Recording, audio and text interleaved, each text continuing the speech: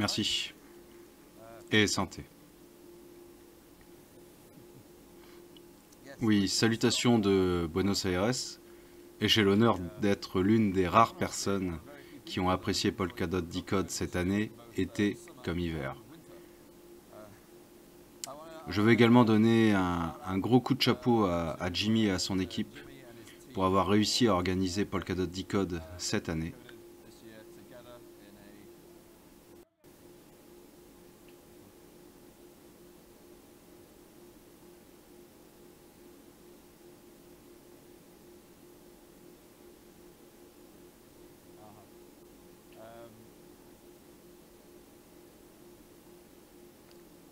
Super, merci.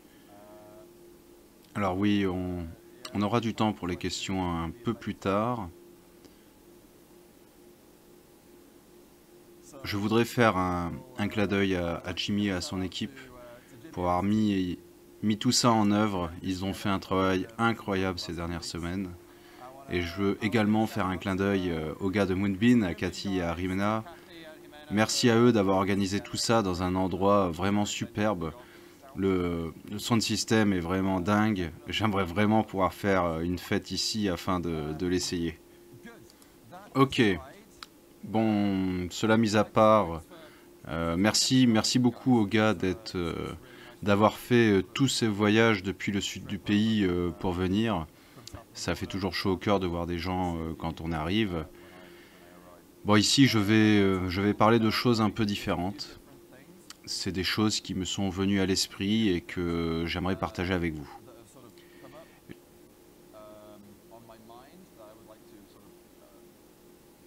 J'aimerais aborder à la fin et pendant cette conférence de 2 jours, vous savez, en gros, on va parler, on va avoir des commentaires de haut niveau sur le monde dans lequel nous évoluons. Disons, j'aimerais parler un peu de comment je vois les règles de l'écosystème, et je veux parler de, comment dire,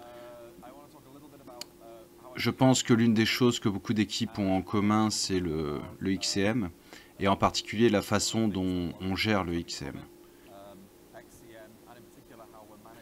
Et c'est les relations de confiance interchain. Donc tout d'abord, je veux dire que je vais être assez philosophique pour ce premier point. Alors, je suis philosophe parce que premièrement, il y a moins de chances de se tromper quand on est philosophe. Et deuxièmement, je pense que comme il y a certaines choses qu'on ne peut pas dire. Surtout quand vous êtes dans ma situation, une situation relativement influente, vous savez, on ne peut pas tout dire. Donc vous devez excuser le caractère abstrait des sujets que je vais aborder, mais j'espère que ce ne sera pas toujours le cas et que la majorité des messages seront compris et reçus. Vous savez, pas forcément entre les lignes, hein, mais j'espère que les gens comprendront.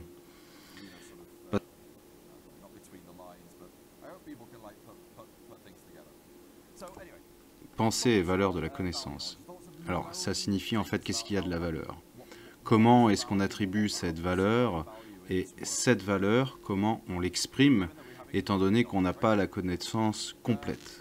Je pense qu'il y a 2 éléments qui sont très importants et qui vont définir la façon dont on considère tout ça. L'un d'entre eux, c'est le court terme. Donc c'est le terme sur lequel on considère le monde, sur lequel on considère nos connaissances et sur lequel on considère ce qu'on veut savoir. Donc il y a une sorte de court terme qui considère beaucoup le présent. Et à côté de ça, il y a un long terme qui essaye d'extrapoler nos connaissances dans le futur, extrapoler ce qu'on veut savoir également dans le futur. Et ensuite, il y a la source d'information. Il y a aussi une autre façon assez similaire de classer les choses, c'est les faits contre les gens. Vous avez les gens qui regardent les faits en travaillant, et vous avez une autre partie de personnes qui regardent ce que font les autres, sans vraiment tenir compte des faits. Vous pouvez ainsi former, via ces 2 axes, une matrice, et vous pouvez les combiner.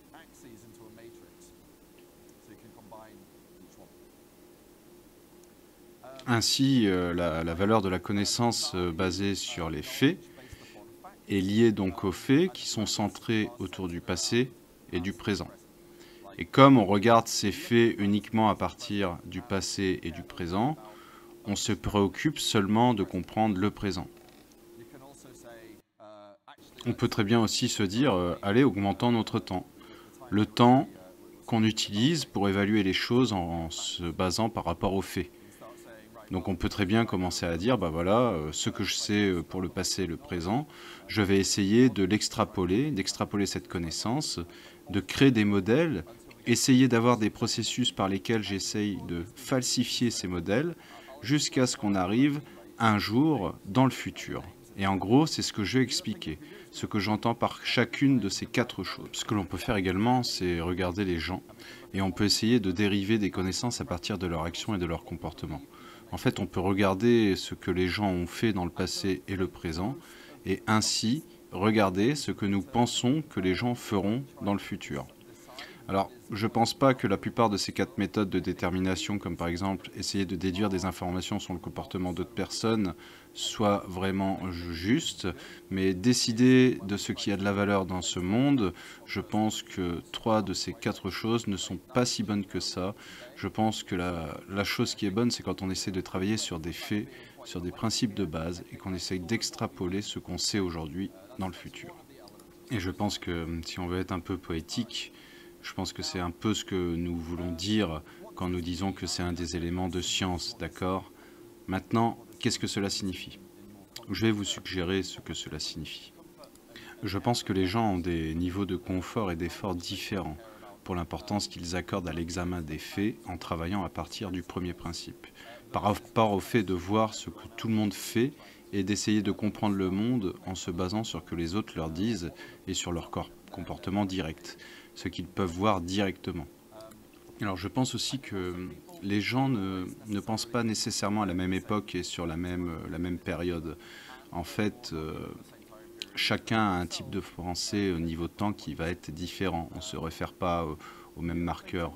L'autre chose à noter, c'est qu'au fil du temps, ce que le futur était va finalement devenir le présent.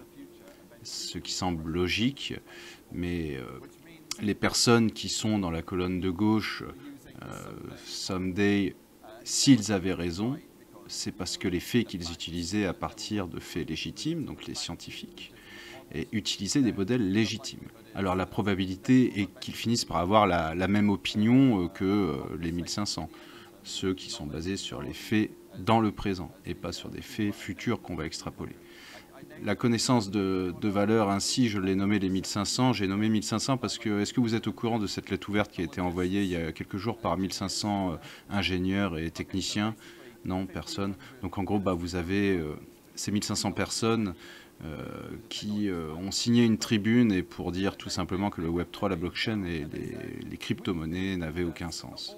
Donc nous sommes des scientifiques et des ingénieurs et nous devrions savoir qu'ils ont écrit cette lettre.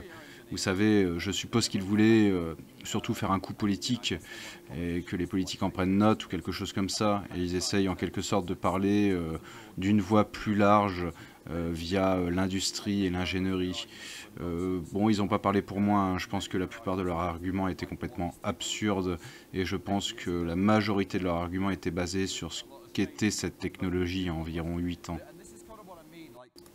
Et heureusement, beaucoup de choses ont changé depuis. Mais néanmoins, et c'est ce que je veux dire, les faits peuvent sortir de l'ordinaire.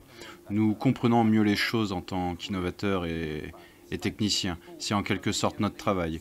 Mieux comprendre le monde et nous voulons créer de nouveaux faits, des faits que les gens avaient peut-être seulement imaginés, peut-être seulement des suppositions, des propositions, des suggestions, avant que nous ne voulions en fait prouver des choses sur le monde au-delà d'un certain degré de doute, au moins.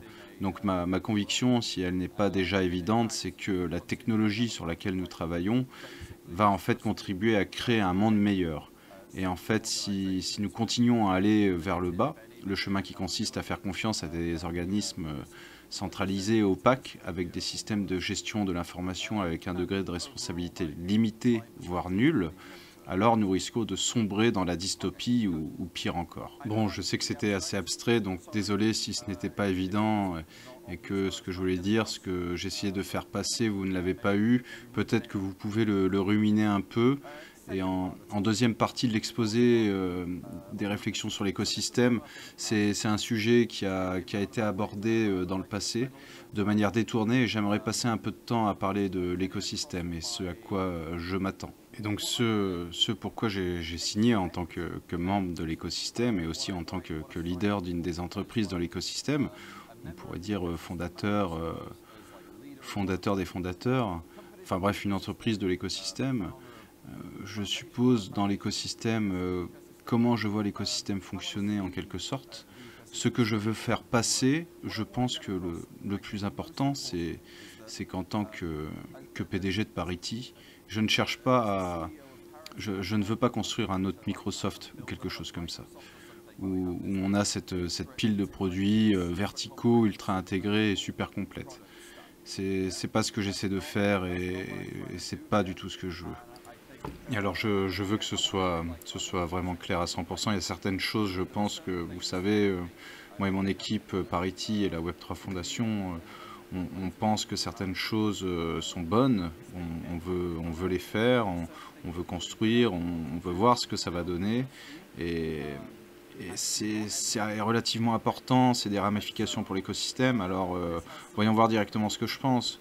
Ce que je pense, vous savez, les différents liens, les différentes choses avec lesquelles je suis impliqué devraient faire en sorte que les ingénieurs de Parity puissent construire une technologie de base, puissent construire un cadre pour Substrate et que le protocole Polkadot possède un noyau de développement ainsi qu'une boîte à outils.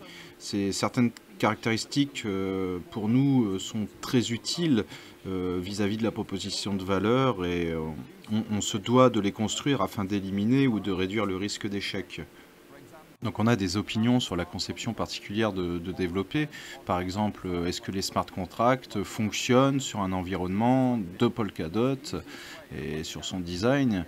Ainsi, on doit prototyper, on doit expérimenter. C'est la façon la plus facile pour garantir que ça fonctionne.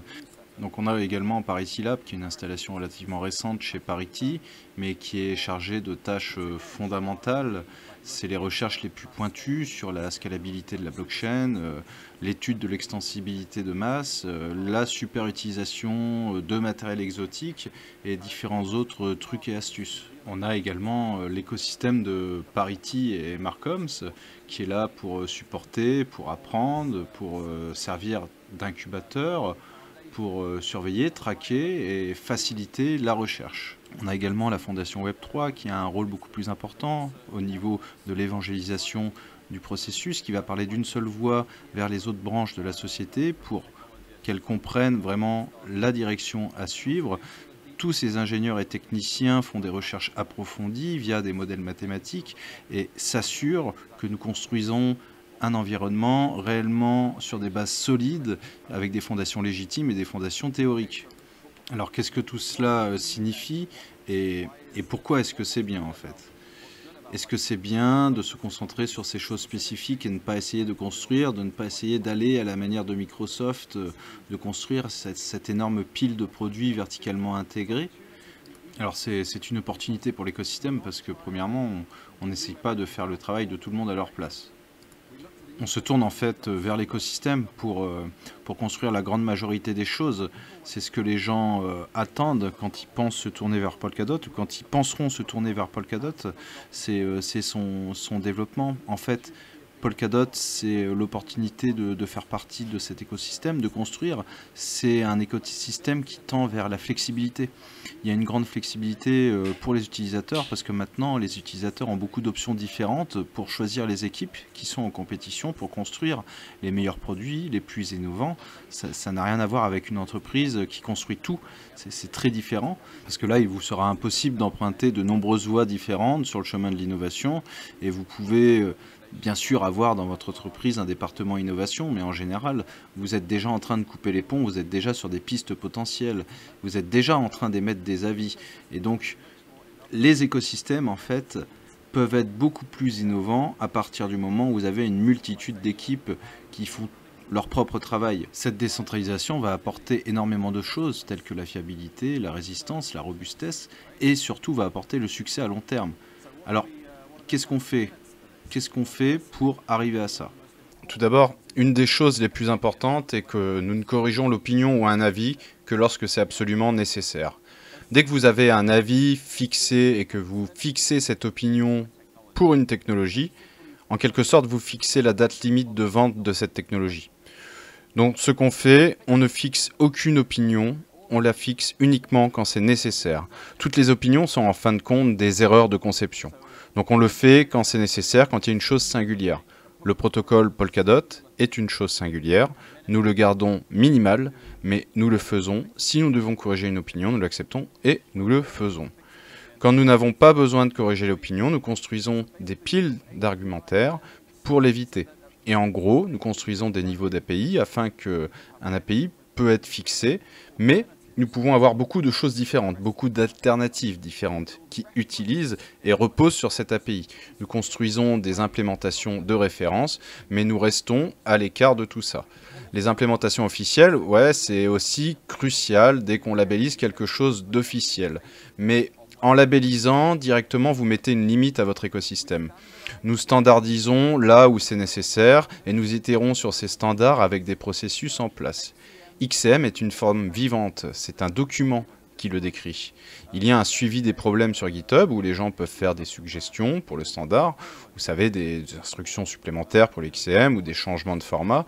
Et surtout, c'est un écosystème ouvert. Il doit être ouvert parce que nous n'allons pas nourrir les gens à la cuillère.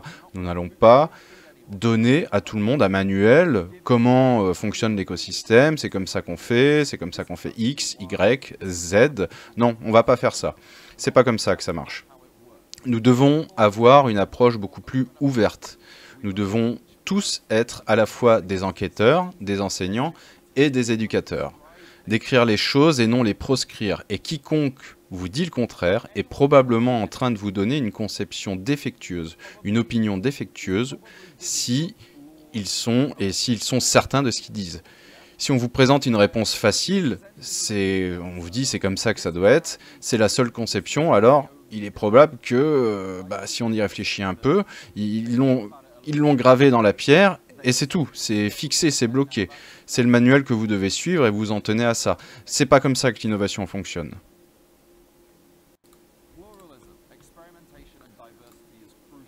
Le pluralisme, l'expérimentation et la diversité sont des facteurs cruciaux. Nous voulons qu'il y ait beaucoup de portefeuilles, de wallets, de logiciels. Nous voulons qu'il y ait beaucoup de plateformes de NFT. Nous voulons qu'il y ait beaucoup de plateformes de contrats et de langages de contrats, d'explorateurs de chaînes, d'index et toutes les autres choses géniales que les gens construisent. Nous ne voulons pas voir une seule chose, car dès qu'il n'y a plus qu'une seule chose officielle, l'écosystème est bloqué. Vous limitez le potentiel d'innovation, n'ayez jamais peur de construire.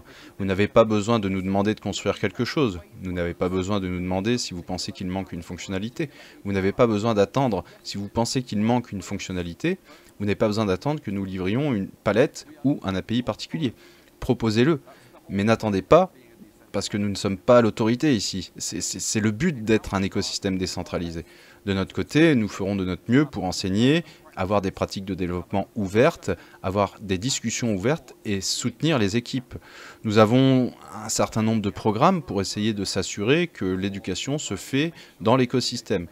Et nous avons un développement ouvert, je veux dire, nous avons toujours développé, vous savez, en utilisant GitHub, par exemple. Mais nous avons des aspirations à rendre nos pratiques de développement plus ouvertes à l'avenir. De la même manière, nous avons l'intention d'ouvrir les forums de Parity et de les rendre plus communautaires. Nous voulons faire des processus de standard Polkadot, quelque chose de plus inclusif, que les gens utilisent et essayent de pousser le protocole Polkadot. En particulier les normes qui reposent sur le protocole Polkadot. Vous savez, je ne sais pas si vous avez vu mon intervention sur la gouvernance hier, mais le programme de subvention de la Fondation existe depuis un certain temps, mais nous avons vraiment poussé l'élément de gouvernance du réseau Polkadot pour aller plus loin et plus vite. On veut que ce soit vraiment cette sorte de phare dans la nuit pour la prise de décision décentralisée.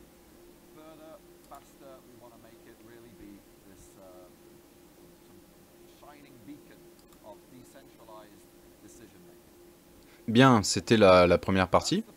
La deuxième partie va être un peu plus technique. Je ne veux pas m'enfoncer trop profondément dans les méandres de la technologie parce que je suis conscient qu'il s'agit plutôt d'une conférence centrée sur Polkadot et pas sur le Web3. Je vais donc faire de mon mieux pour ne pas trop m'enfoncer dans les détails et le code. Je veux parler un peu de XCM. Alors XCM, si vous n'êtes pas familier avec ça, c'est un langage qui permet aux systèmes de consensus de se faire comprendre entre eux. D'autres systèmes de consensus, pas seulement nécessairement les chaînes sont le premier système de consensus évident, mais ils fonctionnent aussi avec d'autres systèmes de consensus, c'est-à-dire avec n'importe quelle structure de données tenue en consensus, par exemple avec les smart contracts. Alors qu'est-ce que XCM et comment se rapporte-t-il à XCMP ? Sean a parlé de ça hier, dans son intervention. Je veux vraiment le marteler, XCMP est un peu comme le système téléphonique. C'est un moyen de faire passer un message d'un point à un autre. Dans le cas de XCMP, c'est un moyen de faire passer un message entre les parachaînes, frères et sœurs, qui existent, sous la même chaîne de relais. XCM est une forme de message, c'est comme un langage, c'est comme l'anglais. L'anglais est parlé sur un système téléphonique. Vous pouvez parler anglais que ce soit par téléphone, en face à face, ou par appel vidéo. Ça n'a pas vraiment d'importance, c'est toujours de l'anglais. Nous parlons du XCM, le langage. Maintenant, il y a beaucoup de types de téléphones. Pour faire une petite analogie, nous avons le XCMP pour les parachaînes sœurs, le VMP permet aux parachaînes de se connecter à leur chaîne de relais et de parler à leur relais de chaîne. Avec XCM, nous avons quelque chose que je viens d'appeler aujourd'hui le GPMP ou Grandpa Protocol Message Passing, qui permet essentiellement aux chaînes substrate de parler aux chaînes relais à travers un pont. Nous avons aussi une autre forme du même protocole qui permet à la chaîne de substrate de parler non seulement à la chaîne de relais, mais aussi à une parachaîne d'une chaîne de relais. Nous avons aussi le smart contract, message passing, qui permet à une chaîne substrate de parler à un de ses contrats intelligents. Il y a tous ces différents conduits pour passer le XCM en ce moment. Ils sont tous des moyens valables d'obtenir un message entre des systèmes de consensus. Donc l'histoire brève de XCM a commencé fin 2020. Il y a eu quelques mises à jour incrémentielles et nous en sommes maintenant à la version 3 de XCM. Alors quels sont les principaux changements ? Il y a quelques changements qui font que ce langage maintenant est plus programmable. Il y a des changements qui facilitent la division des applications à travers différentes charts et différentes parachains. Il y a aussi des changements qui facilitent ou rendent même possible son utilisation sur des ponts entre différents systèmes de consensus. Des fonctionnalités programmables, comme je l'ai dit. Je ne vais pas trop m'étendre sur le sujet. Certaines des choses que vous pouvez faire maintenant, vous pouvez avoir des attentes de branchement, donc vous pouvez avoir de petits programmes qui peuvent faire une chose dans une circonstance et une autre chose dans une autre circonstance, quand ils arrivent sur leur chaîne de destination. Ou que ce soit d'autres, nous avons des répartitions sûres, ce qui signifie que vous pouvez, lorsque vous voulez effectuer une transaction sur une chaîne distante, quand vous voulez faire une opération particulière, vous pouvez vous assurer que la chaîne est toujours en cours d'exécution au moment donné et avec la même version que vous pensiez qu'elle avait lorsque vous avez codé en premier lieu. Alors cela vous permet d'être certain que rien d'accidentel ne se passe ou que vous n'attendiez pas. Je parle un peu des fonctions de décomposition du multi-chain. Il y a plusieurs choses ici, mais l'une des plus importantes, c'est le verrouillage à distance. Cela permet de faire et d'avoir une chaîne qui demande qu'une autre chaîne verrouille certains éléments. L'actif reste verrouillé jusqu'à ce que la chaîne dise oui. Vous pouvez le déverrouiller, c'est crucial si vous voulez qu'une chaîne utilise un actif qui existe sur une autre chaîne. Alors je vais vous donner un exemple de l'utilisation de cette fonctionnalité dans le projet Polkadot dans une seconde. Après, les fonctions de pont sont pour moi parmi les plus intéressantes. Mon point de vue, c'est qu'elles sont plus étendues. Et elles permettent essentiellement la possibilité de construire des systèmes très complexes et des systèmes multisauts très sophistiqués, où vous pouvez connecter des ponts. Et vous pouvez avoir des parachaînes qui parlent de l'autre côté à une autre parachaîne pont, qui, elle, va vers un autre écosystème, qui peut ensuite transmettre un message à une autre parachaîne dans cet écosystème, puis éventuellement faire son chemin jusqu'à une chaîne de contrats intelligents. Il y a quelques fonctionnalités différentes ici, et c'est assez technique, désolé. Si vous avez regardé la conférence de Sean, et c'est la seule chose que je mentionnerai, il il a mentionné que XCM a cette abstraction appelée une multilocation. Une multilocation, c'est en fait un emplacement qui fait l'objet d'un consensus. Exemple de multilocation, ça pourrait être la chaîne de relais Polkadot, d'accord? Ça pourrait être un contrat intelligent spécifique qui existe sur Moonbeam, ça pourrait être un compte utilisateur qui existe sur Statement. Ce sont tous des emplacements tenus en consensus. Maintenant, un des points importants que nous essayons de faire passer avant la version 3 de XCM, c'était que tous ces emplacements, lorsque vous vous référez à un emplacement, c'était relatif. Donc vous deviez toujours supposer que vous étiez déjà à l'endroit où vous vous trouviez. Et donc je pouvais décrire l'emplacement.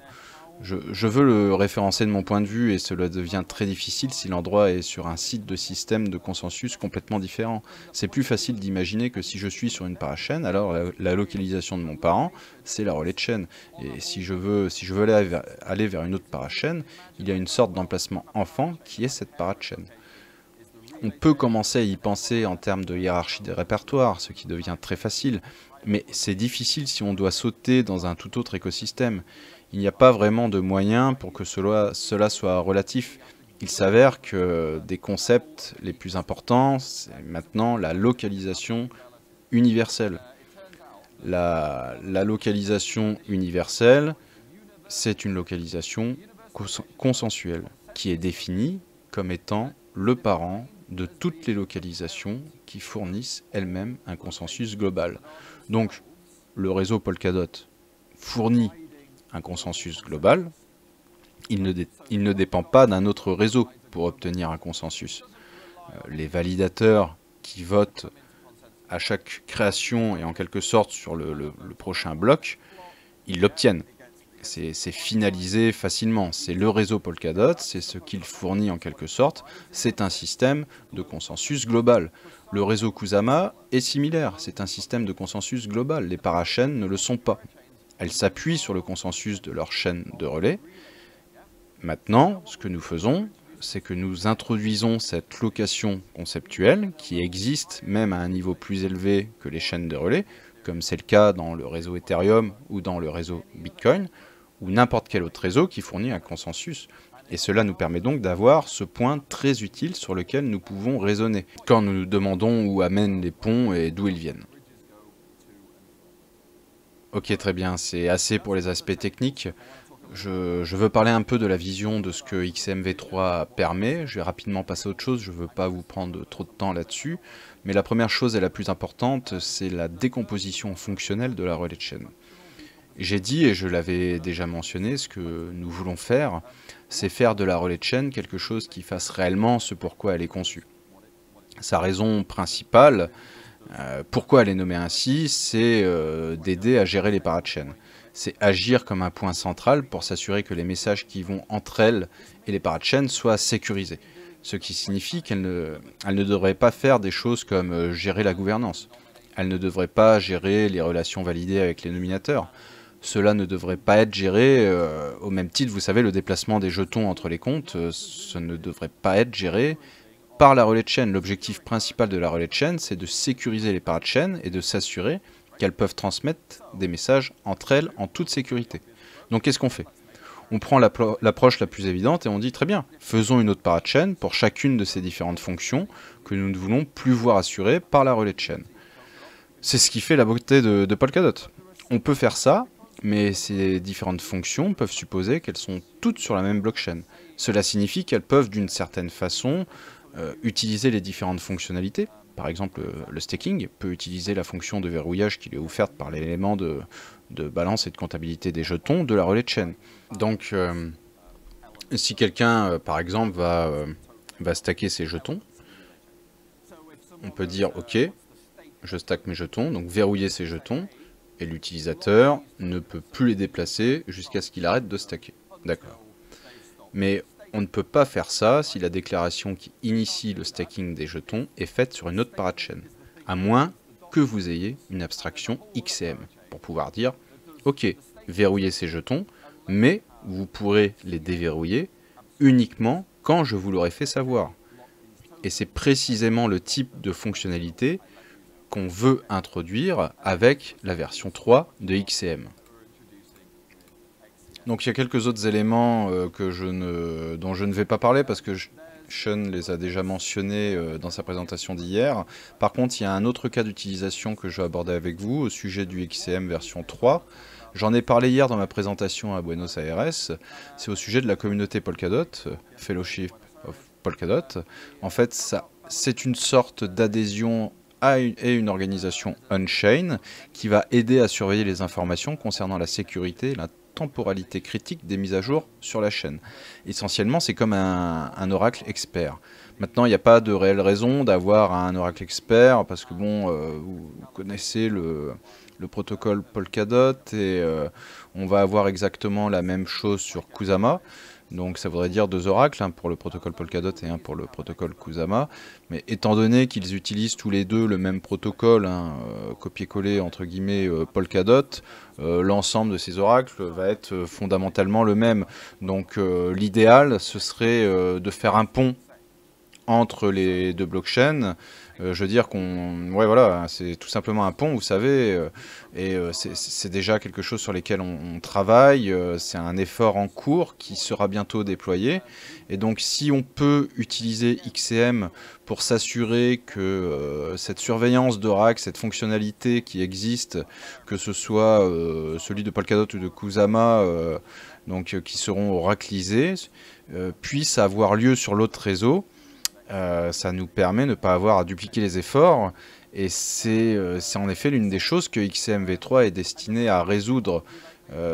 Une autre chose intéressante, ce serait comme peut-être une parachaîne de Kusama qui tienne DOT sur la déclaration et qui soit capable de faire des votes dans un référendum Polkadot.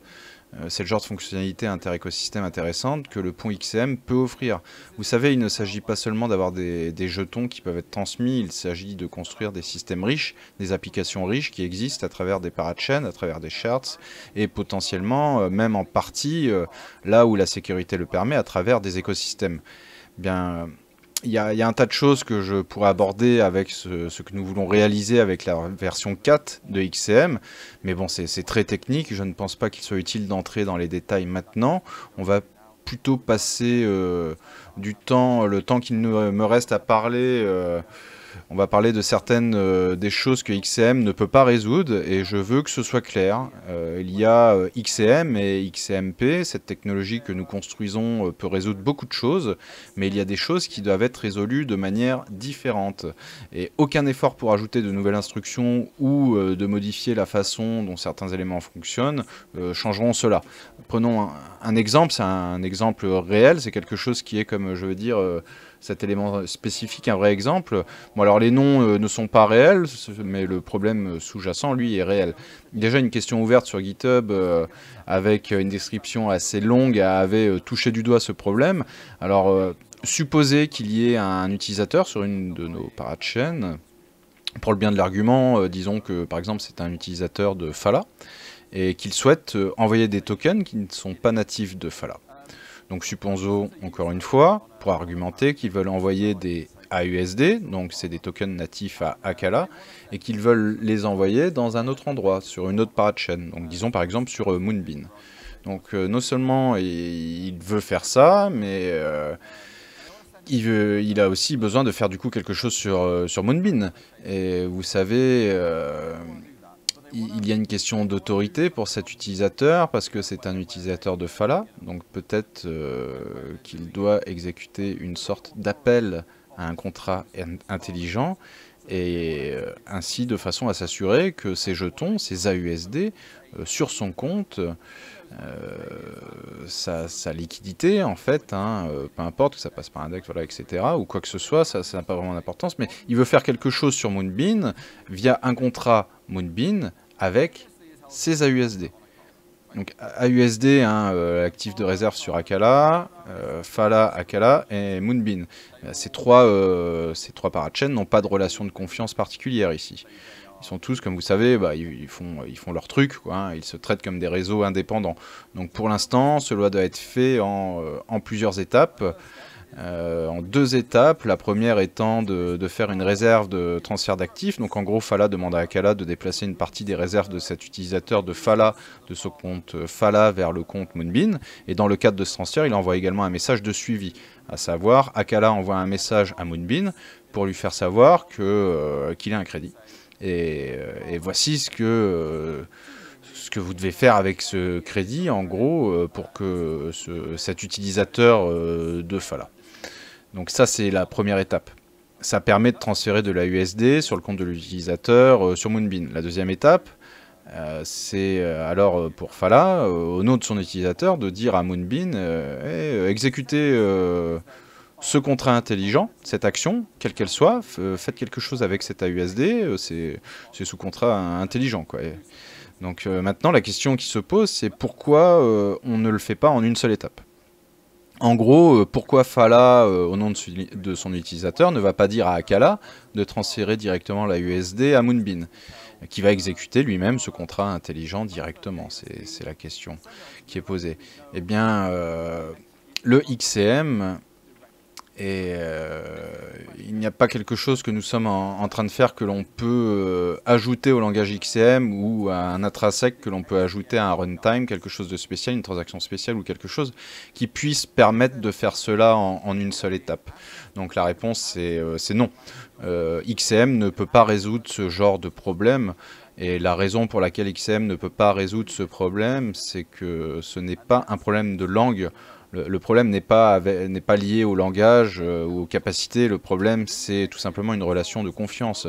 Alors c'est vrai qu'il y a un message, le premier message, parce que nous faisons un actif de réserve, hein, le transfert, parce que Akala, c'est là où se trouvent les AUSD qui vont être transférés, et Fala doit demander à Akala de les transférer sur Moonbeam. Donc c'est le premier message. Fala demande à Akala de faire quelque chose, envoie un message ici.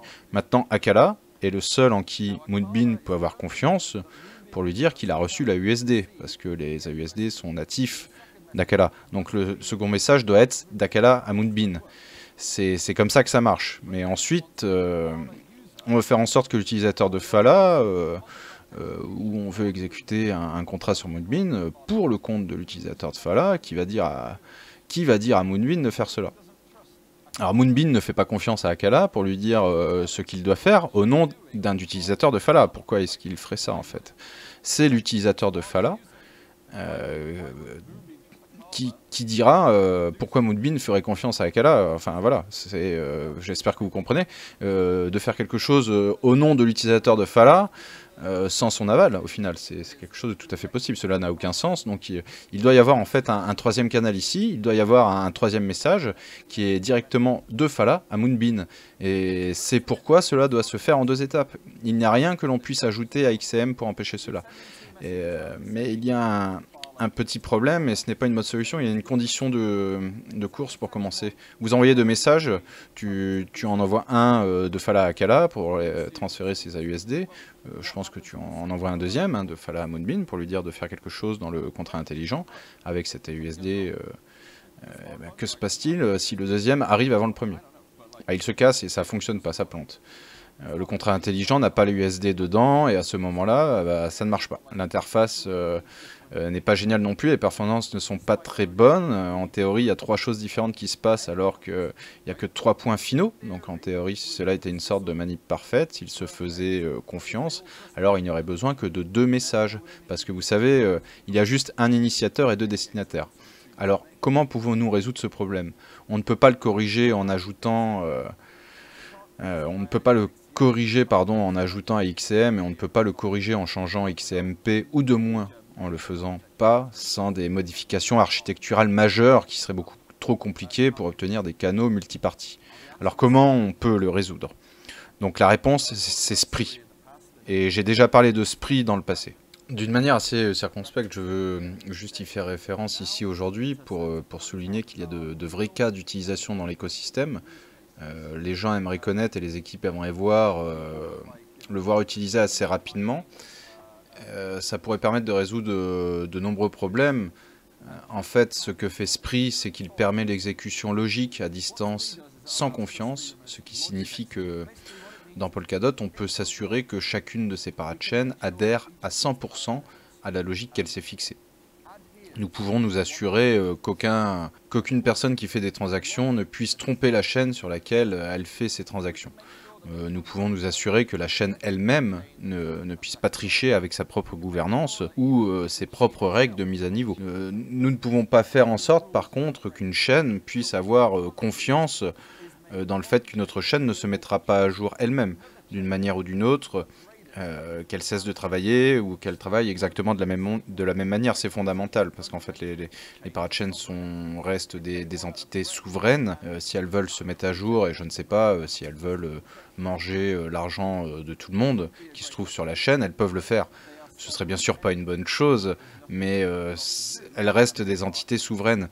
Il n'y a rien que Polkadot puisse faire, je veux dire en partie, c'est une solution insoluble en général, parce que comment quelqu'un pourrait-il, autre que la logique de la chaîne elle-même, savoir décrire au mieux les attentes que les gens ont en masse à propos de la chaîne. En quelque sorte, le code fait loi, mais ce que Spree peut faire, c'est fixer des règles, fixer des limites à cela, et il peut dire ok, vous êtes libre de faire ce que vous voulez dans votre propre logique commerciale que vous contrôlez et que vous pouvez mettre à jour à volonté, mais nous pouvons ajouter des petits bouts de logique de business que vous n'êtes pas libre de modifier, pas en mesure de modifier.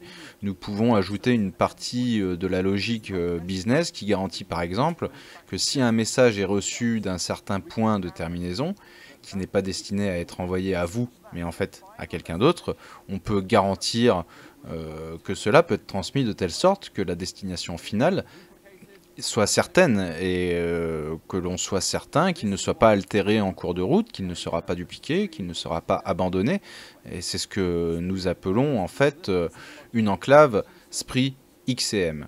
Donc les enclaves Spree XCM sont ces petits bouts de logique qui garantissent certaines choses. Et si nous voulons revenir à notre exemple, au niveau du problème, on pourrait très bien utiliser cette enclave, cela fonctionnerait un peu différemment. Donc par exemple, Fala, au lieu d'envoyer directement à Akala, enverrait en fait ceci, un petit bout de logique protégé spécialement, qui se trouve juste à côté d'Akala, mais qu'Akala ne pourra pas toucher, et qui garantira en fait que les attentes soient honorées. Et ce qui va se passer en fait, le routage en cours sera assuré dans notre exemple, et la partie de message destinée à Moonbeam, avec l'autorisation de l'utilisateur Fala, elle sera transmise sans aucune altération ou modification possible. Moonbeam en sera informé et sera certain que ce message vient de Fala. Et parce que en fait, c'est le module spécial de Moonbeam qui l'interprétera, il sait éperdument que le module spécial d'Akala n'a pas pu le trafiquer, parce que Akala n'a aucun contrôle sur la logique de ce module. Alors, comment est-ce que ça marche? Bon, désolé pour les détails techniques, mais en fait, c'est un module entièrement séparé, c'est un runtime entièrement séparé, avec une logique de business entièrement séparée, comme une chaîne logique de business qui se trouve en fait juste à côté. À chaque fois qu'Akala traite un bloc, cette chose est aussi disponible pour traiter un bloc, et les deux peuvent se parler directement en fait. Ils peuvent se parler directement et assez rapidement ensemble, de façon synchrone, pour qu'ils puissent demander quelque chose et recevoir une réponse immédiatement. Mais il reste important de noter que ces petits bouts de logique ne sont pas définis par les parachains elles-mêmes. Elles le sont par la relais de chaîne. Donc c'est comme si la chaîne de relais pouvait donner ces informations spéciales, ces guidances, entre guillemets, non négociables, ces fonctionnalités non négociables, à chacune des parachains, et ces fonctionnalités non négociables peuvent parler entre elles et faire en sorte que les parachains vont pouvoir travailler en toute confiance avec ces choses-là et croire en toute honnêteté. Les parachains ne peuvent pas se faire confiance les unes les autres à cause de la peur des comportements malveillants, des bugs potentiels qui se répandraient. Spree, c'est ça en fait. C'est travailler à la phase de recherche et de conception avec un peu de chance. On commencera à faire beaucoup de prototypes pendant cette année, et tout ça conclut ma présentation. J'espère que je ne vous ai pas trop ennuyé avec les détails techniques et je vous remercie.